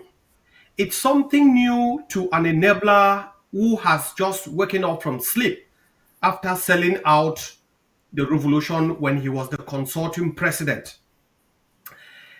Why most Ambazonians would not openly ask for separation or complete independence, an overwhelming majority, not only now, since from the beginning, once we educated them enough on their history, on being the first democracy in the whole of Africa, and how Cameroon state is built on violence, subjugation, and corruption, most of our people had made up their mind.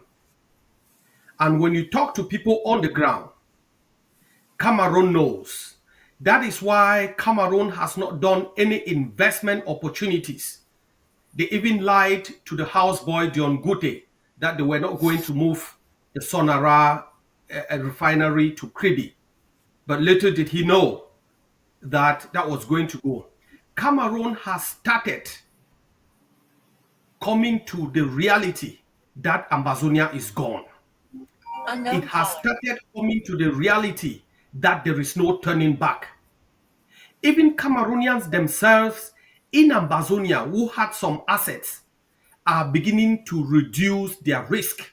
Some are selling their lands, some are selling their houses, and some are selling some of their assets. I also encourage Ambazonians living in Cameroon to look beyond the short term and medium term to see how you can reduce your risk exposure in Cameroon, because the inevitable, which you had yearned for, is on the way. I know that Enabler also talked about a referendum.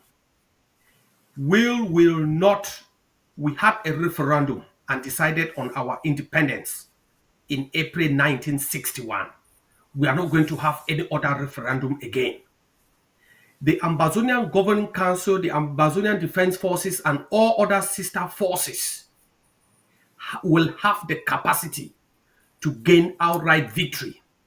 Why that is an option on the table, we still invite Cameroon to come to the negotiation table to negotiate its peaceful exit, because Cameroonians are not the problem. It is the cabal that surrounds the Octagorian dementia beer that is the problem. They have caused mayhem not only in Ambazonia, but in Cameroon itself. And that is why I keep saying the fate and the future of Cameroonians is in the hands of Cameroonians. There is a difference between Cameroon and Ambazonia. When Agobala is talking about Cameroonians, what applies to Cameroon does not concern us. Whatever they do in their own country is none of our business. But one thing is for sure, and I congratulate him, that after 8 years of war and counting, he has finally realized that any movement in this liberation war, any individual in this revolution war that would bid for federation or coexistence in any form with Cameroon will be left on their own. We stand unwavering for our total freedom, for our total liberation, so that we can determine our own economic potential, we can determine our own political, our own social, cultural pathway independent of Cameroon, while still maintaining Cameroonians as our neighbors. But for the current regime, if you thought you had the bills, we humbled them in the forests of Ambazonia. If you thought you had the elites and the chiefs, we have humbled them. They are living in your own country and purporting to govern us in Ambazonia. For you, the enablers and traitors, for you, the sellouts, read history books of those who have sold out their people. See how their faith has become. And I promise you, we will find you. We will bring you to justice at the appropriate time. Wow. Thank you very much, Mr. Vice President. You've indeed neutralized the gibberish that was spewed out or that was sprouted by, as you called him, the enabler. So I thank you for reaffirming that and reassuring our people the position of Ambazonians when it comes to their unconditional and total independence. This is what our people need. We don't need some referendums or, well, we don't need that, and we don't need any form of whatever he was saying there. But we are happy that our people understand this, and that even them who were saying these things in the past, 8 years ago, are now coming to the realization that no, they don't even know the state they are dealing with.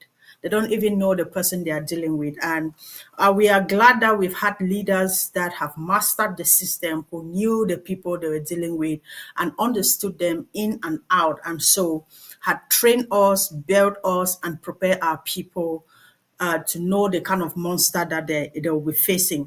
And Ambazonians are well prepared for that. Mr. President, Vice President, I know you were in a diplomatic meeting. If it is not yet ready to spill the beans, you don't have to. But if there is anything interesting or any encouraging moves that will encourage our people and give more hope to our people in this meeting that is allowed to be declassified at this point, please go ahead. Or if not from this meeting, what are other diplomatic steps that have been taken that it's actually giving us more hope at the level of the international community? Thank you so much, Madam PS. The most important thing is that over the last 8 years, the Ambazonian Governing Council has shown itself built institutions manned by people of integrity like yourselves and others, and supported by the Ambazonian people to be that voice, to be that reputable voice and actor through the leadership of Dr. Cho Lucas Ayaba for the Ambazonian people. The international community doesn't like instability. The international community firmly believes in strong institutions. And the AGOPC has provided that leadership, has provided those structures and processes that have withstood the times. And it has shown the international community that Ambazonia is a credible partner for the realization of economic, political, and social interests around the globe. There are lots of different puzzles within the international system that's ongoing. But as you rightly said, because of NDAs and because of our new policy in the Ambazonian Governing Council to only bring you the results, I will only tell the Ambazonian people that We have crossed the Mongo and Matazan. We are nearly there. I am talking as the SG set from a vantage point. We have secured what is needed. We await the details and the implementation plan, which includes the schedule and what is needed in order to achieve such plan. I can also assure the Ambazonian people, if you read very well and you listen very well to the message of the French ambassador, who is now the president of Cameroon, in Bamenda a few months back, you will be called to negotiate exit of Cameroon from Ambazonia. We will make sure that all stakeholders are represented. We are working closely with other movements in the Ambazonian Liberation War. We will also make sure that Cameroon doesn't take us for a ride, as they have tried in the past. While that option is still on the table, the Ambazonian Governing Council and the Ambazonian Defense Forces still maintain our stance, which is based on the argument of force. Because totalitarian regimes are not brought down by diplomacy. They are not brought down by the law. They are not brought down by niceties. They are challenged iron for iron, method for method, until they crumble. And Cameroon is crumbling. We are aware. We know what to do. The Ambazonian people will be called upon at the appropriate time to react, to follow particular steps so that we make the final push. Thank you all. Thank you very much, Mr. Vice President, for throwing more light and bringing a lot of spice to this conversation and reassuring your people. Thank you very much for the hard work that you're doing, you and the diplomatic team, and of course, the entire leadership and the people of Ambazonia, for our people on the ground. It gives them reassurance when they see you come out and reassure them in this way. So thank you very much, sir. I wouldn't want to hold you in the studio any longer because I know you're still engaged with other meetings and it's getting late for you out there. So thank you for joining us, and we will continue the conversation in the next 10 minutes before we leave. Thank you, sir. Thanks a lot. Okay. Woman of God, how are you? Yes, I'm holding on. You're good? Yeah, and you, Miss our diplomat, how are you feeling? Did you get a sip of water when the VP was talking? I hope you had a little bit of a relaxed mind while he was speaking. Okay. I wouldn't want to drag this. Thank you so much. I wouldn't want to drag this any longer, but I just want us to talk about two last questions and we are done for the day. At least it's been a fruitful and a very interactive and beautiful conversation. So let me come again to you, Mr. Consul Ramon. In your view, the way you started laughing before I even brought the question up, in your view, would you think, or would a joint parliamentary effort similar to what we saw in the British Parliament, or similar to what the British MPs are doing for Palestine, be a viable diplomatic strategy to place Ambazonia on an international recognition agenda? It's not only going to take one country, it's going to take the concerted efforts of what I call the world community. If Britain's own internal processes requires them to undertake a parliamentary action, that is fine. But what Ambazonia wants, what Ambazonia deserves, it's its rightful position in the community of nations. We want the United Nations to sit and say, hey, look, let's go back to the 1961 UN General Assembly resolution that granted Ambazonia independence. and you know, and say that, okay, so we're going back in time and we're recognizing this Cameroon has to sign documents to, or Cameroon, ask Cameroon to leave, pull out its forces of occupation and colonial administration out of Ambazonia back to their country. So it's going to take all of these efforts together.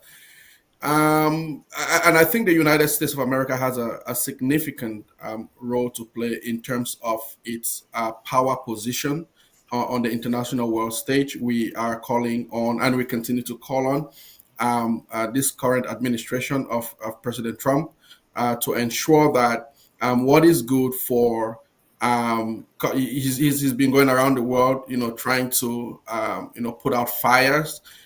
We hope that President Trump can also do that in Ambazonia. And just like the VP has always said, we are currently in a stage right now in our diplomacy push, in our efforts, that do you know, we don't even discuss those things on the phone anymore. So even those who are on the diplomatic team, we always meet physically before we talk about the next move. We don't communicate these things on the phone right now.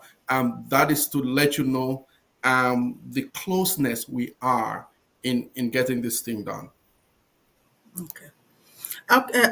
Thank you very much on that. And I just wanted to ask you, which is that one country that if it comes out and say Ambazonia, it is a done deal. And what is Ambazonia doing towards meeting this particular country that just needs a word and it's a done deal? I was in the office of a congressman about 3-4 months ago. I will not name names. And his office was advising us with strategizing on way forward with the help of the MGS, our lobby firm. And there's something he said. He said, you know what a single tweet can do these days. And so we are working tirelessly with very prominent voices in the Congress and in the Senate. We are working with very close people in this administration, you know, to pull us closer to the White House. I don't want to speak more than that, but not just even one country, but a tweet can make a big difference. Okay. Thank you very much. And a woman of God, do you think we need all of these countries to rally behind us before we can truly be recognized as an independent state? I think that the countries that rally with us now are rallying with us for their good, because if it's about whether we will be independent, it really nobody can stop it. So it's going to happen because it's been signed by God and it's going to happen. So any country that really wants to enjoy the joy of identifying with God's favorite nation should do it now and do it quick. I really applaud the United States for doing that, and I'm very proud of President Trump's administration for stepping up.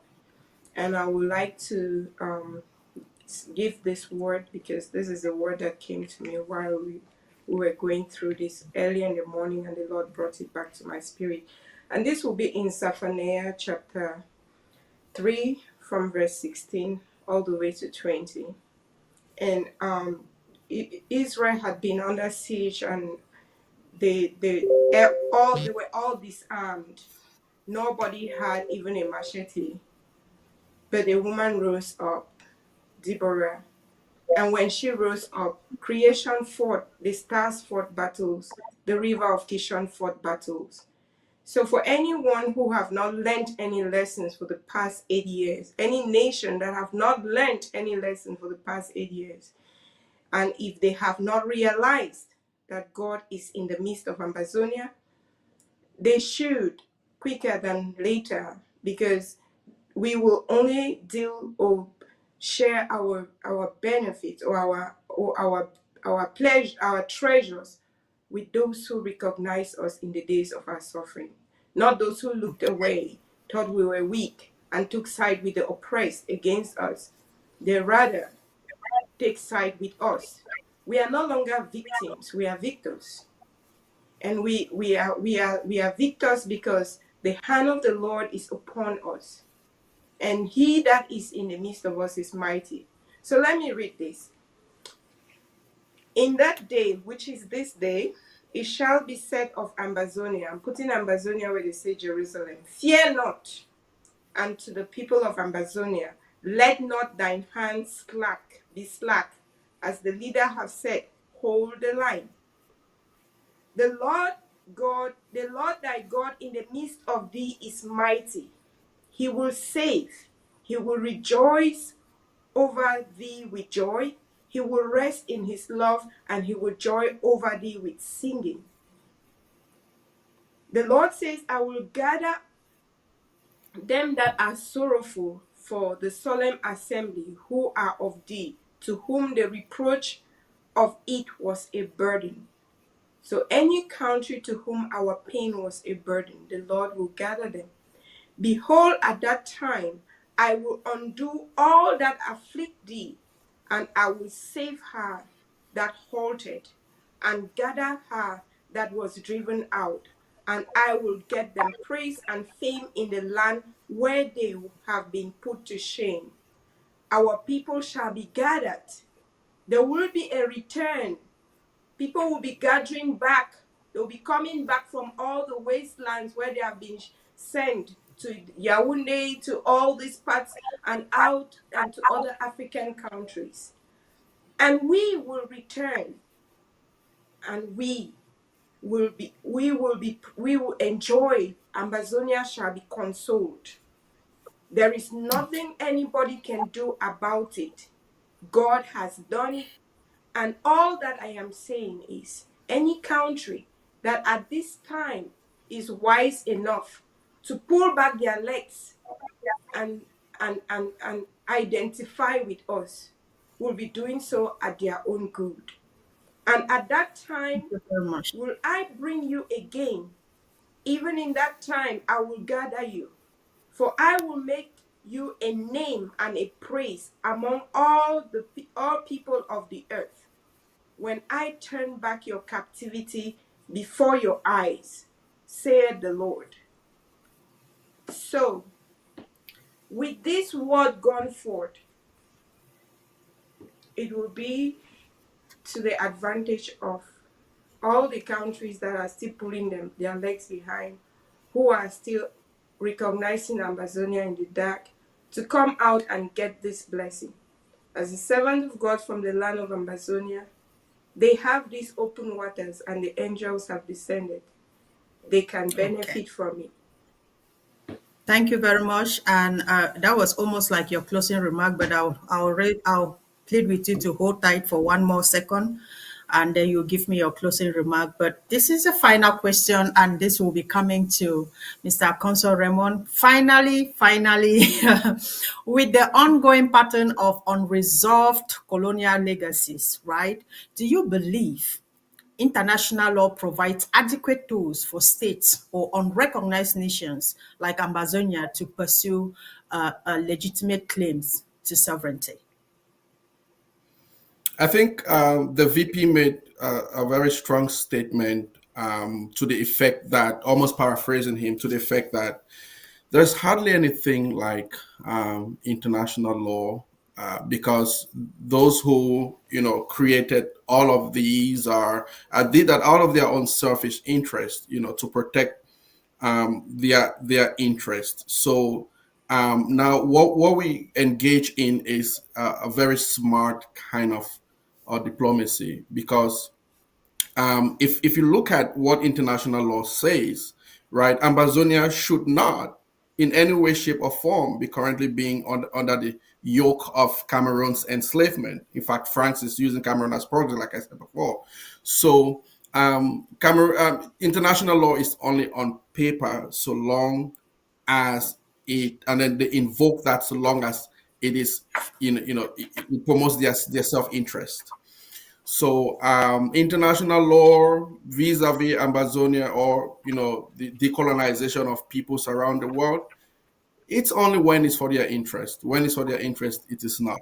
Again, the Ambazonia Governing Council has put in place a very smart and wise diplomatic team that is circumventing, right, the current structures in place for the advantage of Ambazonia.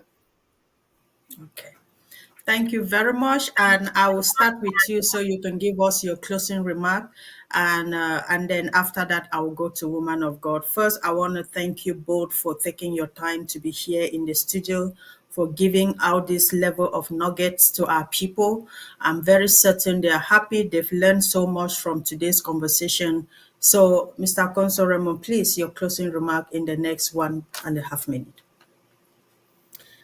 Ambazonians all over the national territory, Ambazonians all over the world.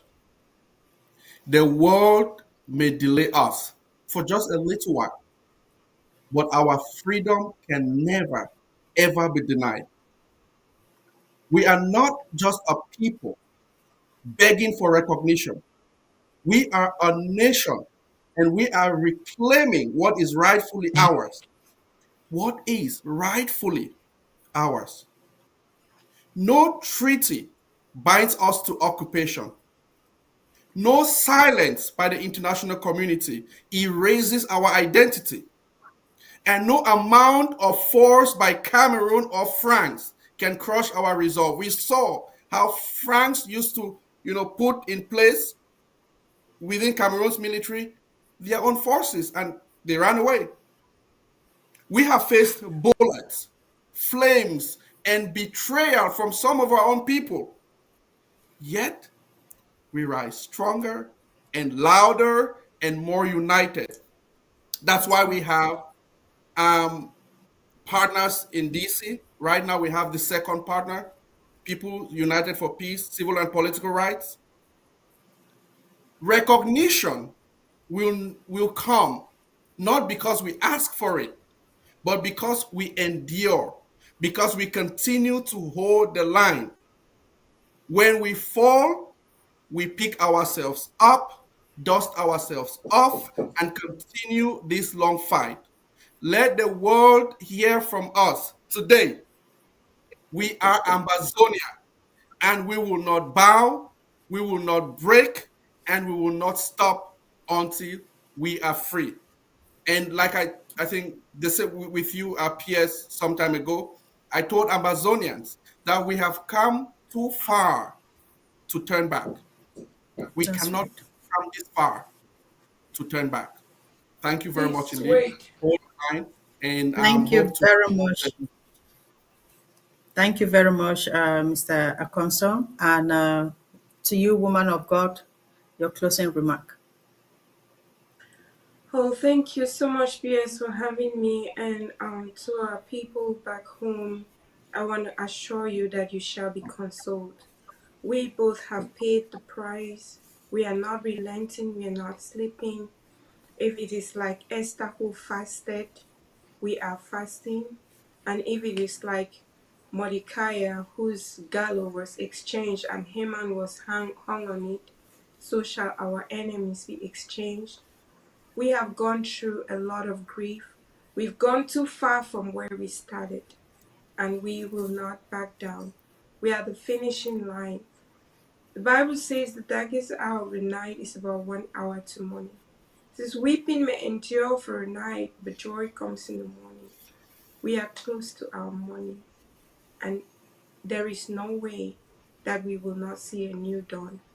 No matter how long the night may be, there will always be a new dawn. So dust off yourself, stay strong, stay safe. Be in the place of prayer. Pray. I encourage our people to engage in prayers. You don't have therapies like we here in America, that you can go for psychotherapy to de-traumatize yourself. But you know how to de-traumatize. Go for those village meetings and dance your trauma off. Go to the house of God and pray. Pray in your house at all times, that you can stay strong and be able to enjoy the divine verities of the blessings of God that He has secured for us. We are the chosen people of God, and no army, like Weber had said, or even if they brought the whole army of the world, they will not subdue us. He spoke like a prophet. They have indeed brought all the armies of the world. They have indeed shown us all manner of brutality, but they did not, and they have not, and will never defeat us, because God is fighting with us. God turned our soldiers into a mighty troop, like He did unto the 4 outcast lepers of Israel. He went before them in a troop. And that is how God has answered in our land. And so hang tight, hold the line, and be of good courage. Okay. Thank you very much, woman of God. Hold the line and be of good courage. Thank you very much. Thank you both very much for taking out time to join me in the studio for this very important conversation. It's been a pleasure hosting you two. You've shared a lot of knowledge to our people, and you've brought a lot of clarity to a lot of doubts that people had in their minds. So thank you, and I hope that when next you see my call, you will not hesitate to pick to have another conversation with me. So God bless you all and have a nice day. Studio, you can take them out. Okay, ladies and gentlemen, I don't know about you, but I had an incredible time during this 2 and almost an half hours conversation with these two incredible people. And like the vice president said, like the our diplomat said, like the woman of God said, let's hold the line. Freedom is ours. Let us not be like the generation that applauds justice in one region and closes its eyes to another region. If you want to give justice, let justice be everywhere. If we recognize the pain of Palestine, we must also confront the agony of Ambazonia. If we can speak of statehood in one context, we must also be bold enough to apply the same principles everywhere to every people.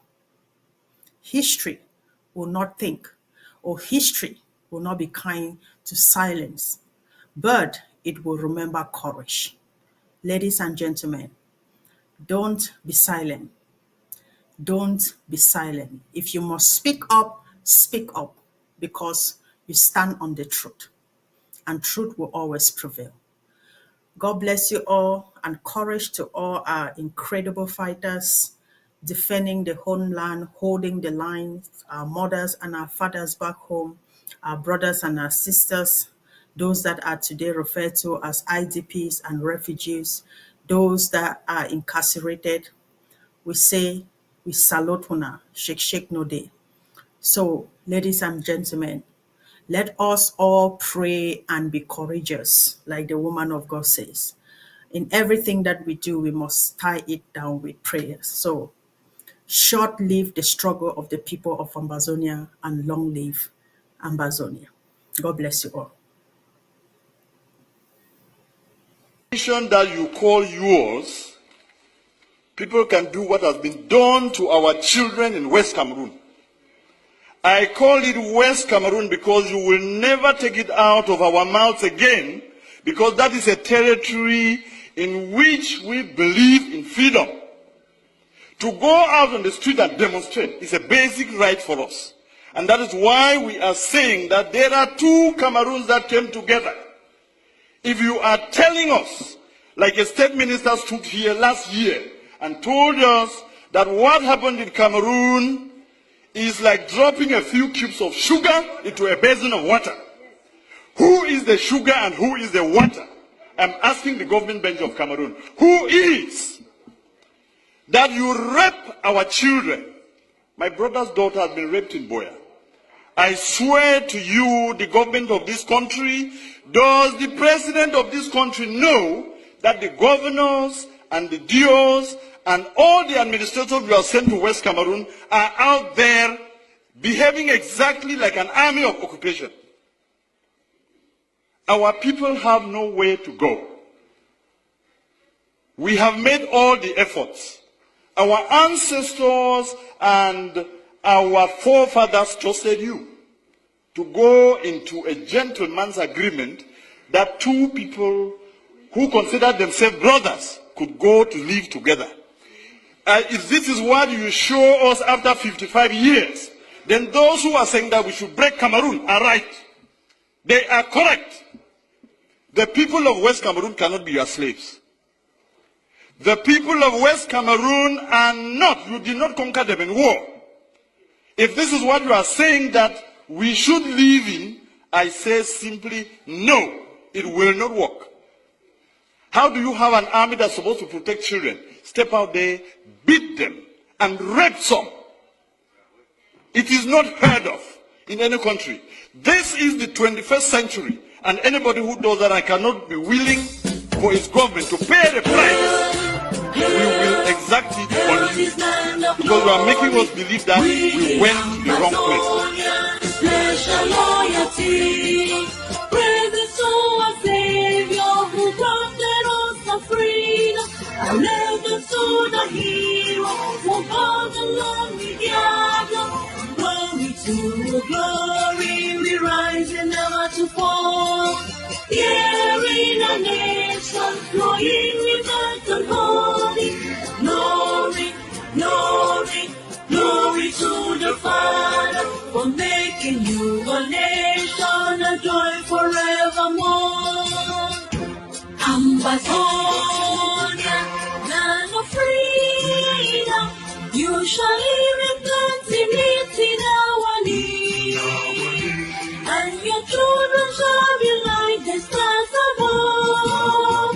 The Most High God being the watchman of this nation. Ambazonia, land of freedom, you shall live in plenty in our need, and your children shall be like the stars above. The Most High God being the watchman of this nation.